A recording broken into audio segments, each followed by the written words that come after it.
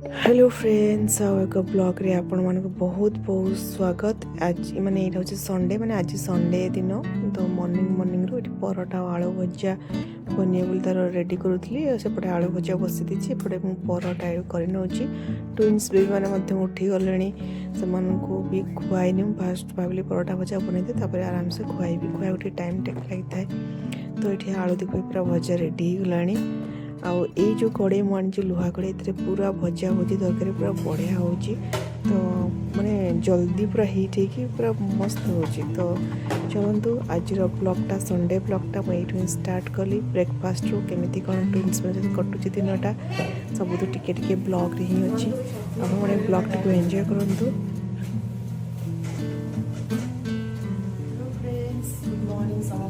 आज हूँ संडे तो संडे मॉर्निंग रू टाइम है 10टा मोर परोटा भजा बनौली भाविली एपटी मोर ब्लॉग स्टार्ट ये आसला हाई हाई स्टार्ट कला कही दे हाई भी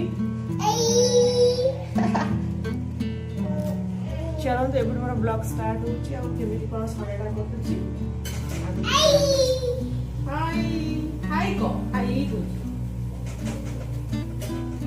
परोटा भजा हो गला बाकी मीन्स मैं खुआबी से छतुआ रोसे कौन हम देखा आउ देवी गोटे देवी ना परोटा अटा एका साथ चकड़ी राति रखिदेली आउ चकड़ी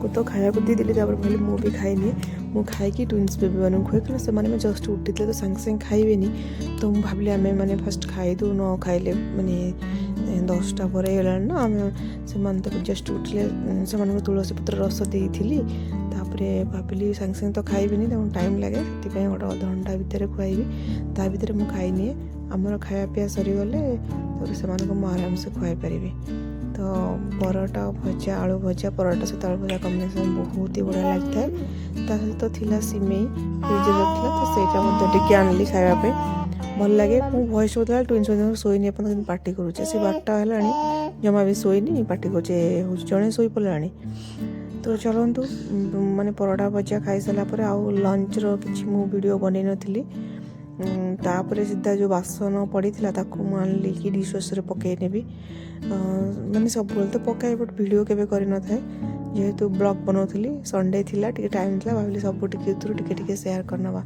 तो सब प्लेट को एठी मु सजै नेली स्टैंड रे माने डिश वाश रे तापर ताको टाइमिंग जेतिकी दवा कथा देकिना मु एबे चल डिटर्जेंट पकई नेबी तापर चलेबे एठी मु आधा घंटा टाइम देइतली 30 मिनिट भितरे आ केमिति कोन सफा हला 30 मिनिट पर देखेबी केमिति कोन हेच क्लीन तो देखो 30 मिनिट पूरा कंप्लीट सॉरी हेनी मु और ग्लास मते देबार रखिबार थिला ऊपर लेयर रे काच ग्लास जाक रखिदेली तो आउ टिके पर देखिबा केमिति कोन सफा होउची तो एमान देखो केमिति दी जण खरा बेला सोई पड़थिले उठी पड़लानी 4टा हेलानी तो से भितर मध्य मेसीन मध्य काम सरी जाइथिला मु आ खोली नथिली सोई उठिला पर भाविली बासन काढनेबी कारण गरम थी संगे संगे काढ़ी हेबनी तो टिके टाइम मु छाड़ी देई थाए तो देखिबाड़ी बासन गोटी गोटी करी ना केमिति कोन क्लीन हेछि तो देखो पूरा चकचक गोटे दाग भी लग नते बढ़िया से क्लीन हेछि पूरा प्लेट जाक पूरा नुआ प्लेट भाया देखा जाउछि पूरा चकचक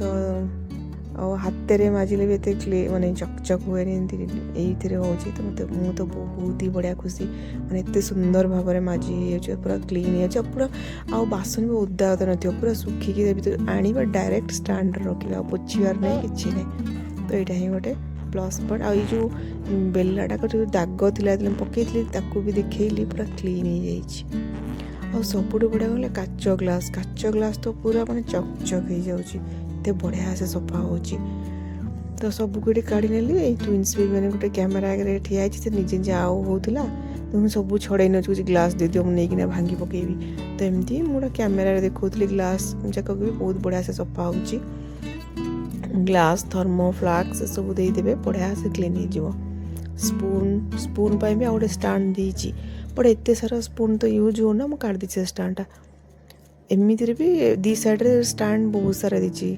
गणिनी केतटा बट आउ जो स्टाण्ड 20टा अच्छी ए भी 20-40टा देती एत सारा स्पून तो यूज हेनी से काढ़ी नहीं ଆଉ ଦେଖନ୍ତୁ ଏଇ ଯେଉଁ ଭାତର ଢାଙ୍କୁଣୀଟା ଯେଉଁ ଭାତ ପାଇଁ ମୁଁ ଆଣିଛି ଏବେ ରାଇସ୍ କରିବା ପାଇଁ, ତା'ର କଭରଟା ଟିକେ ଦାଗ ଥିଲା ତ ପକାଇ ଦେଇଥିଲି, ସିଏ ବି ବଢ଼ିଆ ସେ କ୍ଲିନ୍ ହେଇକି ବଢ଼ିଆ ସେ ଚକଚକ ହେଇଯାଇଛି। ଆଉ ଏଠି ସବୁ କାଢ଼ି ନେଲି, ସବୁ କାଢ଼ି ନେଇକିନା ଏବେ ମୁଁ ସବୁ ଷ୍ଟାଣ୍ଡରେ ନେଇକିନା ସଜେଇଦେବି ଯେଉଁଠି ଯାହା ରଖିବା କଥା।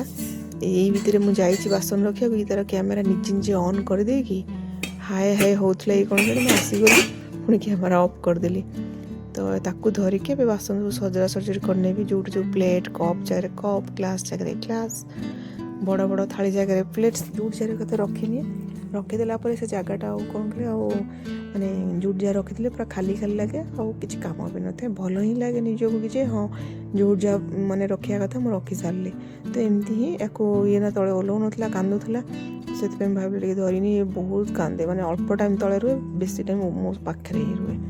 ବାକି ଆଉ ଜଣେ ଶୋଇଥିଲା, ଉଠି ନଥିଲା, ଆଉ ଟିକେ ପରେ ସିଏ ବି ଉଠିଯିବ। ଏବେ ହେଇଗଲାଣି 4ଟା ପାଖାପାଖି। ସେଇ ଯେଉଁ ପୂର୍ବରୁ ଯେଉଁ ଉଠିଗଲାଣି ସେତେବେଳେ ମାନେ ଶୋଇ ନଥିଲା, ସେଥିପାଇଁ ମୁଁ ଭାବିଲି କି ଉଠିଗଲାଣି, ବଟ୍ ଉଠି ନଥିଲେ।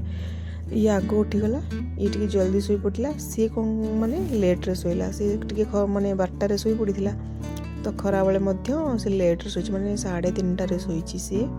ଆଉ ଟିକେ ଟାଇମ୍ ପରେ ଉଠିବ ଆଉ ସେମାନେ 2 ଜଣ ଉଠିଗଲେ। ଏଇ ଡ୍ରେସ୍ ଦୁଇଟା ବହୁତ ଦିନର ଥିଲା, ମୁଁ ପିନ୍ଧି ହିଁ ନଥିଲି, ଛୋଟ ହେଇଯିବ ତ ଭାବିକିନା କିଛି ଫଟୋ ବି ଉଠେଇନି। ସବୁ ଡ୍ରେସ୍ ଗୋଟେ ଥର ପିନ୍ଧି ଫଟୋ ଉଠାଇଦେଲେ ମାନେ ମୋତେ ଟିକେ ଭଲ ଲାଗେ, ଆଉ ମେମୋରି ବି ରହିବ। ଇଏ କାନ୍ଦୁଛି କ'ଣ ପାଇଁ କହିଲେ, ଏଇ ଡ୍ରେସ୍ ଯାକ ପିନ୍ଧିଲେ କାନ୍ଦୁଛନ୍ତି। ଏଇ ଟାଇପ୍ ସେମାନେ ସବୁବେଳେ ହାଲକା ଫୁଲକା ପିନ୍ଧନ୍ତି ନା, ଏମିତିର ପିନ୍ଧିଲେ ପୁରା କାନ୍ଦାକାନ୍ଦି ହୁଅନ୍ତି। ହେଲେ ବି ତ ଜବରଦସ୍ତି ପିନ୍ଧେଇଥିଲି, ତଳକୁ ନେଇ ପଳାଇଲି କାଳେ କାନ୍ଦ ଚୁପ୍ ହେଇଯାଇଥିଲା। ସତରେ କାନ୍ଦ ଚୁପ୍ ହେଇଯାଇଥିଲା।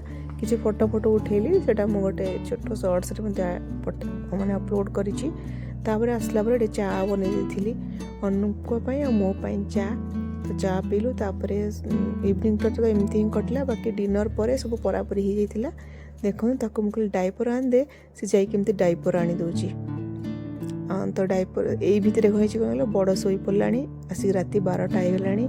ଇଏ କ'ଣ କରିଛି, ଆଉ ଗୋଟେ ମୋର ଫୋନ୍ ଅଛି ଯେଉଁଟାକି ଚାର୍ଜ ନାହିଁ, ସୁଇଚ୍ ଅଫ୍ ହେଇ ପଡ଼ିଛି, ତାକୁ ଖଟ ଉପରେ ଦେଖନ୍ତୁ କେମିତି ସାଇଜ୍ରେ ଥୋଇକି ବ୍ଲଗ୍ ବନାଉଛି। ଆଉ ମୋ ଭଳିଆ ମାନେ ମୁଁ ଯେଉଁ ମାନେ ଫୋନ୍ ଅନ୍ କରି ଯେଉଁ କଥା ହୁଏନି କି, ଠିକ୍ ସେମିତି ସିଏ ହିଁ କରୁଛି, ଆଉ ନାଚି ପକାଉଛି।